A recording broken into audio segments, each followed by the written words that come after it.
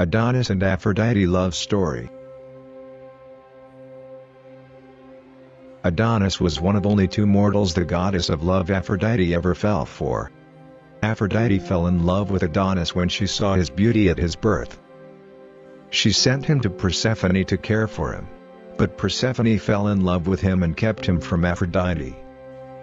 Zeus decreed that Adonis would spend half of each year with Aphrodite and the other with Persephone. Sometime before the birth of Adonis, his grandmother Sancharice had made the fatal mistake of boasting that her daughter Mira was more beautiful than Aphrodite. The goddess didn't like that one bit. So she punished Sancharice in the most horrible way. She made her daughter fall in love with her husband, the Assyrian king Zeus, although others say that it was Cinyras, the king of Cyprus. Even though a goddess Aphrodite couldn't know back then that this sentence would set in motion a chain of events that would ultimately lead to the nastiest of her few heartbreaks. One day, urged by consuming passion and with the help of her nurse, Mira sneaked into her father's bed and made love to him in the dark. This went on for a couple of nights, until Zeus finally brought in a lamp to the room, so that he might learn the identity of the young girl so desperately in love with him. Horrified by the discovery that she is none other than his daughter, Zeus immediately raised his sword and tried to kill Mira. But she managed to escape at the last moment. She fled the palace and sorrowfully wandered through the world for many months. To make matters even worse, soon enough, she realized that she was pregnant. So she started praying to the gods for salvation. It was a strange prayer. "O gods," she cried, "if you will listen to my prayer, I do not shun a dreadful punishment deserved, but now because my life offends the living, and dying I offend the dead. Drive me from both conditions, change me, and refuse my flesh both life and death." The gods heard Mira's prayers, and found a creative way to grant them. They transformed her into a myrrh tree, and her tears momentarily turned into drops of myrrh. Just a few days later, a wild boar passed by the myrrh tree, and ominously pierced its trunk with one of its tusks. Miraculously, this caused the tree to crack open, and Mira's unborn baby fell down as a result. This baby boy was none other than Adonis. The naiads rushed forth to protect it.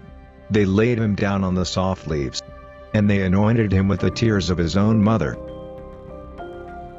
As irony would have it, Aphrodite happened to walk by this myrrh tree at this exact moment.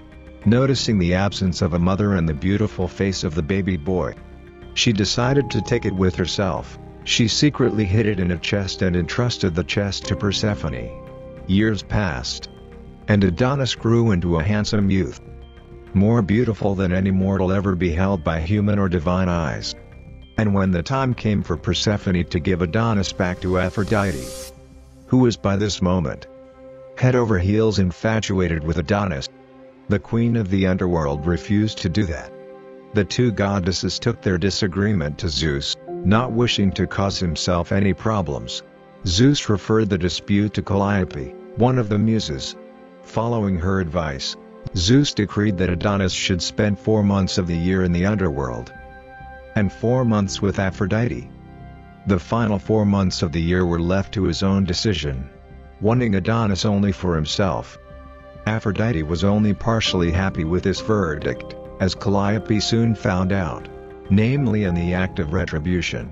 The goddess of love induced the Thracian women to kill Orpheus, Calliope's son. Adonis loved Aphrodite almost as much as she loved him. Unsurprisingly, every year he chose to spend his own 4 months with her. While the two lovers were together, the sun shone brightly and the soil was kind to the people, flowers bloomed and fruits ripened. Adonis' disappearance could only mean that the time for the harvest of the crops had come. Because during the next 4 months, while the mortals slept in the embrace of Persephone, winter ruled the world and everything was dead and quiet. For 2/3 of the year, Adonis and Aphrodite were all but inseparable. Aphrodite was so smitten with this handsome mortal that she started neglecting not only Olympus and the heavens, but also the care for her own sweet beauty. She became Adonis' constant companion, roaming through the woods with him and cheering the hounds. Her skirt kilted up to her knees in the manner of Artemis. However, as much as she learned to enjoy hunting harmless animals such as the hare or the deer, she kept away from the fierce wild beasts. "Dear boy," she constantly advised her lover, "do not be rash, do not attack the wild beasts which are armed by nature, lest your glory may cost me great sorrow." Neither youth nor beauty nor the deeds which have moved Aphrodite have effect on lions, bristling boars and on the eyes and tempers of wild beasts.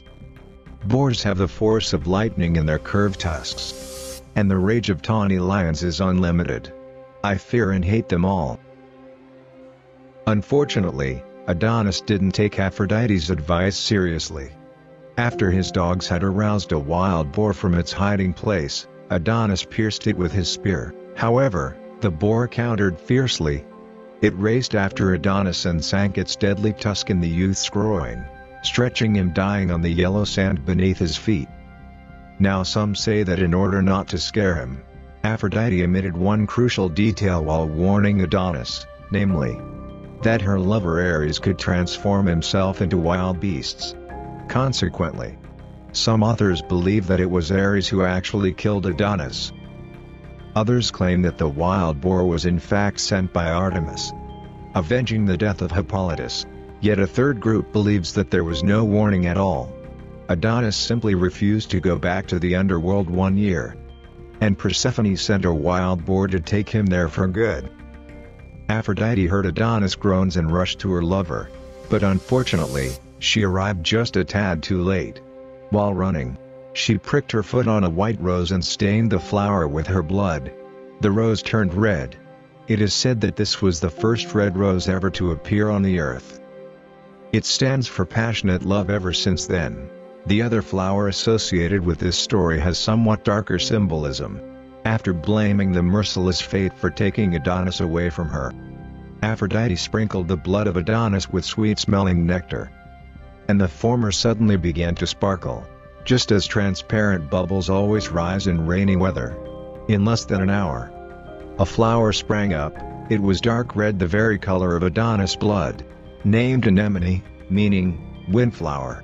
It is said that this flower symbolizes Aphrodite's everlasting grief for Adonis, for just like him, it is beautiful, slender, and short-lived.